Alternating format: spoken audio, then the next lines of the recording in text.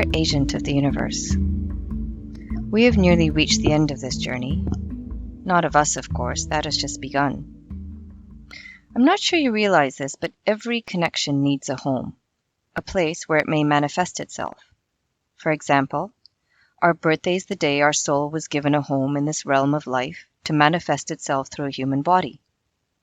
It is why since the onset of life there have been temples, pyramids, churches, trees under which one meditates, pieces of land where tribes gather, because it gives our connection to something greater than us, a home, a safe place of no judgment in which we may give form, attention, and understanding to that connection. I never fully understood that until now, even though for years, every time I travel, I seek out a monastery, a temple, a tree, or a body of water. Because it is in these places that I find that my mind drops away and my soul steps forth. It is why for over a year now not a day has gone by that I have not swam in the ocean or come to my mat, because they are the only two places where I find complete peace and am able to reconnect to myself, no matter what is happening in my life. So I am hoping that in this letter you may understand how important this trip is to me. I have no qualms about this connection remaining a friendship or floating around in space for years as it finds its way to where it was meant to be. But in order for that to happen, I need to know what this is, to give it a home. All energy seeks order. It is why when it slows down, it becomes matter and transcends into a form, albeit a tree, an animal, or the ocean. I don't mind what form our energetic connection takes, as long as it takes one. Because without one, it will dissipate, and this door into an unknown will be closed to us forever.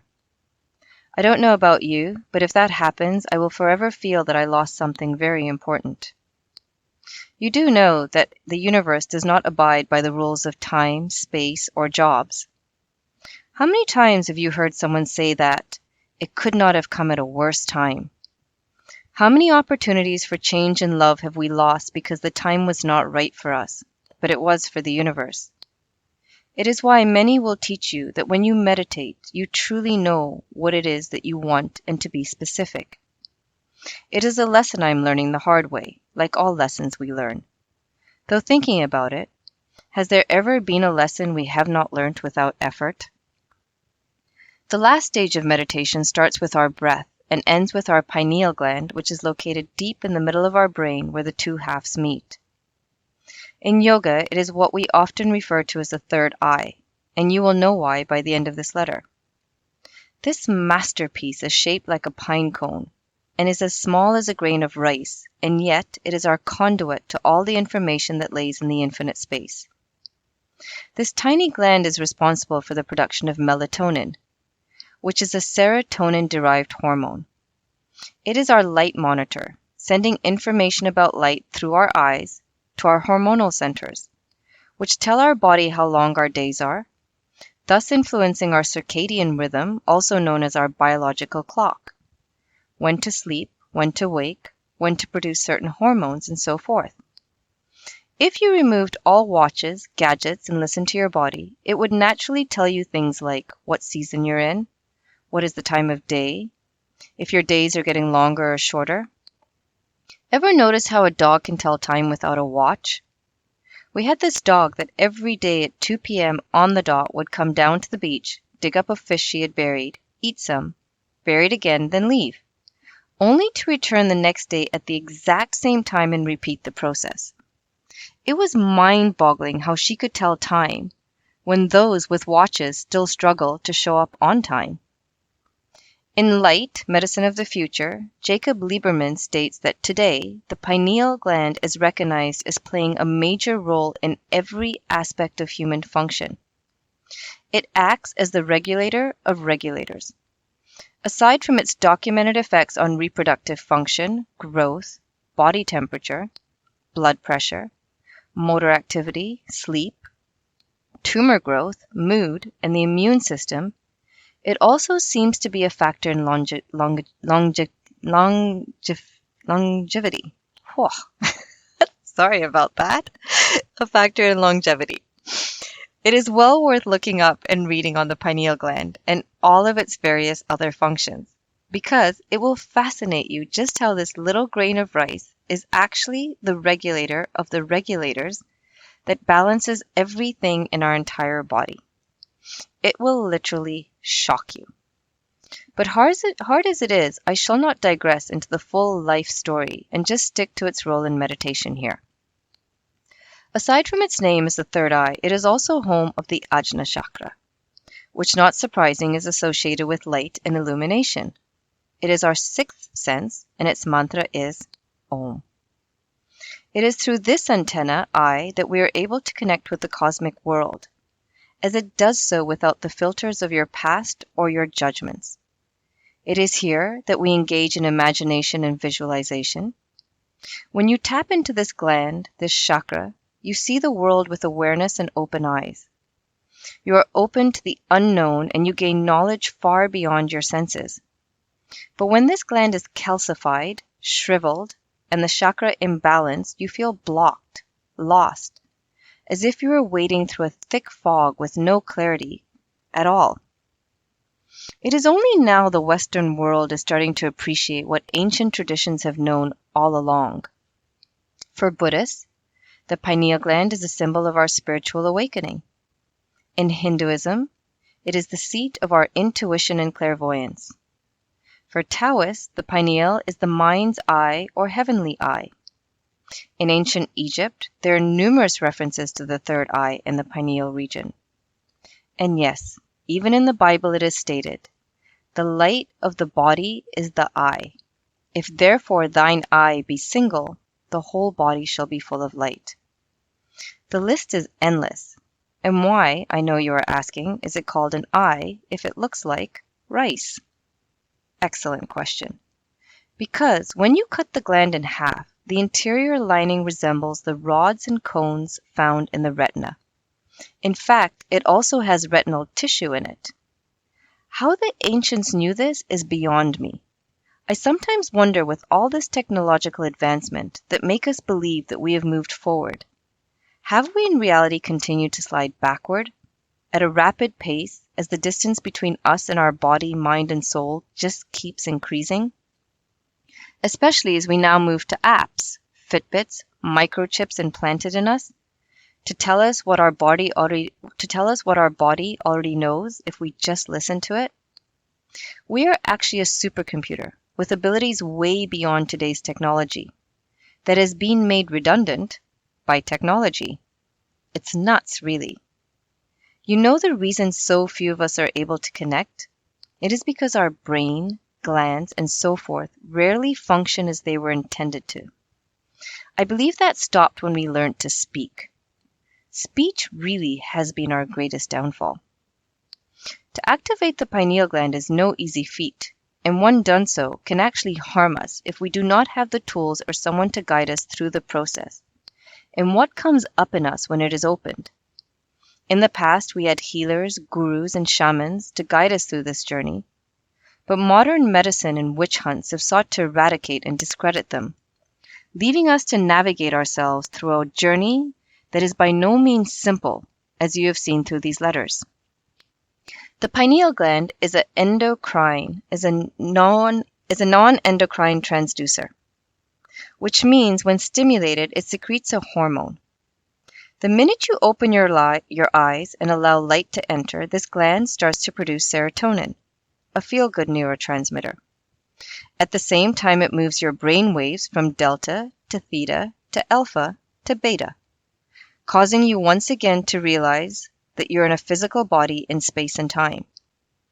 When your brain is firing in beta brain waves, you put much of your attention on your outer environment, your body, and on time. When night falls and it gets dark, a similar but inverse process occurs. The inhibition of light sends a signal along the same route back to the pineal gland, which transmutes serotonin into melatonin, which slows down our brainwaves from beta to alpha, making you sleepy, tired, and less likely to want to think or analyze, thereby shifting your attention to your inner world rather than your outer world. Eventually, as your body falls asleep and goes into a catatonic state, your brainwaves moves from alpha to theta to delta. thus inducing periods of dreaming as well as deep restorative sleep. However, when we are stressed and dumping cortisol, we reduce the production of melatonin, hence why we can't sleep when we're stressed. Originally, this was set up in us for survival purposes, as back in the day we often had to stay awake to prevent ourselves from being eaten by a tiger. It was not set up to help you survive a relationship or a work problem, as that is not survival. Survival means that if you don't make it through the event or relationship, you will literally die. But here are some other reasons why melatonin is so important.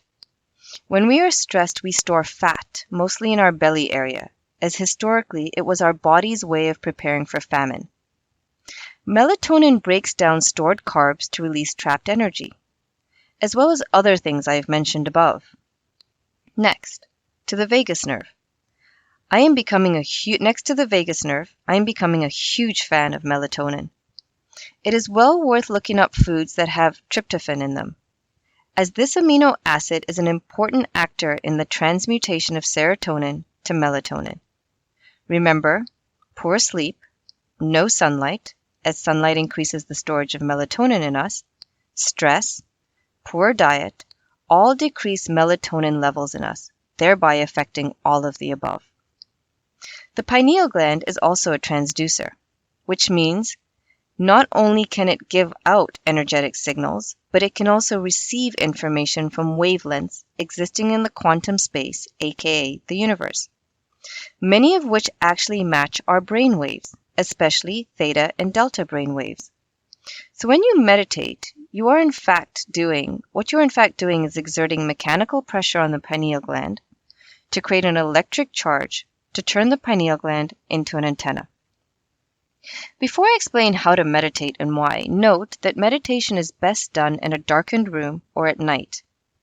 As for the following to occur, you need melatonin to show up, which does in the dark. Start in a seated position with your spine upright. Begin to deepen your breath, moving it from the base of your spine up to the crown of your head.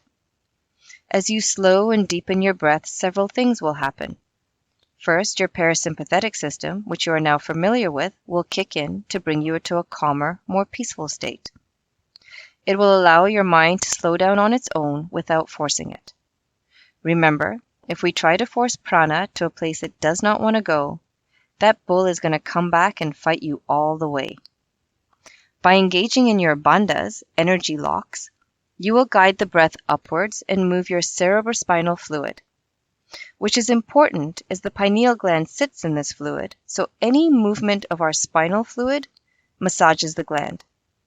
It is also what I do in sound journeys. Through the use of sound and vibration, I move your fluid, your spinal fluid, sink you into your parasympathetic system, shift your brain waves, and thereby open up your pineal gland. It is why so many people experience the extraordinary during a sound journey. But like all things related to healing and opening, the person giving the sound must know how to guide and move that energy without causing you harm. As you begin to feel calmer, shift your focus to the third eye, maybe visualizing a golden or white light. Once again, don't force it. If your mind moves away, gently bring it back to the light. As your brain waves shift to a different wavelength, our gland is massaged by the movement of our fluid, as well as the altered brain waves.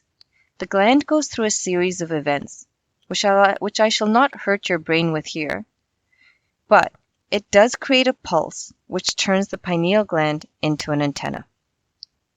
As a side note here, this is what Kundalini Yoga also seeks to do, but in a different way. The excessive movements in breath creates a spiral of energy that sends charged particles upwards to open your third eye. It is also the thought process around breath works, as excessive breath creates an electrical impulse to open the third eye. Lastly, it is why Om is chanted among yogis and Buddhists meditating, because the A and the U move energy upwards, and the elongated M creates a vibration that massages and opens the third eye. When the pineal gland is activated in these ways, breath, sound, chanting, and melatonin is being ejaculated out because it is literally akin to the brain having an orgasm, Melatonin transmutes into a chemical called benzodiazepines. I think you know what I'm talking about. The same drug group from which Valium is produced. In this state, our thinking brain, especially our emotional survival center, the amygdala, is disabled. So we remove the influence of our emotions and past and move to a state of calmness. From then onwards, if you can sit in this meditative state for a longer period of time, your frequency will begin to increase. As it does, more transmutations of melatonin will occur that start to bring your body into hibernation because all your systems now slow down, so there's more energy freed up that is required for the meditative process. A powerful electric charge similar to what happens with the heart is created until finally we get to a chemical known as DMT, better known to you as ayahuasca. It is here that we begin our communication with the quantum space and the unknown finally becomes the known. Even if we don't reach that stage, which is important to know, it is every time we meditate, we create new neural pathways, which opens us up to new experience and realities. It is here in meditation that true change from the inside out occurs. And all you have to do is to start this journey is to come to your mat, and the rest will follow. If you now go back to the beginning of these letters, you will better understand what it is we connect to when connecting to the quantum space, and just how much information is out there that we are not privy to because of our conditioned mind. And no matter how much we may study, we will only ever know everything there is to know about this thing called the universe and our place in it when we seek the answers within us and do the work, or have a near-death experience. Because we so closely mirror each other in so many ways and there is this connection, there is an entire reality that exists filled with so much knowledge that I can't access unless we meet. And you just stop and stand beside me for just a moment without any fear, worry, thought, insecurity, and just listen. Because when we do, it will tell us everything we need to know. It's like I said at the start of these letters.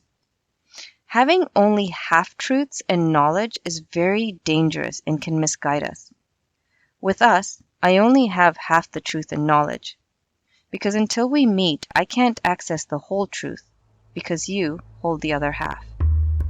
Love, the Enchanted Yogi.